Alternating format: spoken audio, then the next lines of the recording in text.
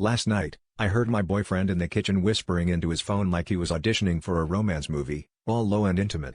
My heart dropped, because I know that voice, his voice when he's trying to be charming, the one he used on me before everything got complicated. I pressed myself against the cold wall, listening, convinced I'd catch a name or a confession or something to blow this whole thing wide open.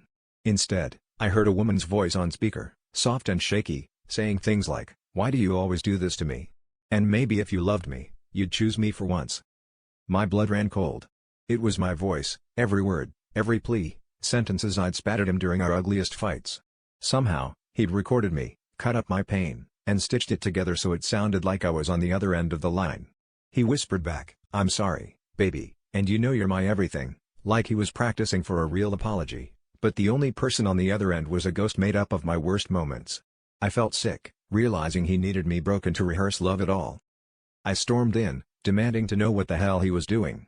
He looked like a deer caught in headlights, phone still in hand, my own voice echoing from the speaker. He didn't deny it, just stared at me, eyes wide, mouth open, like he wanted to say something that would make sense of all of this. He said he was trying to figure out how to not mess up anymore, that hearing my hurt made him want to be better, but his words sounded hollow, like he'd practiced them 100 times and still couldn't get it right. That's when it hit me, he wasn't in love with me, just the idea of fixing the damage he'd caused. He needed me fractured so he could play the savior again and again. I left him there, surrounded by the echoes of my own pain, realizing I was addicted to the drama too, loving someone who only loved me when I was hurting, because I didn't know how to be loved any other way.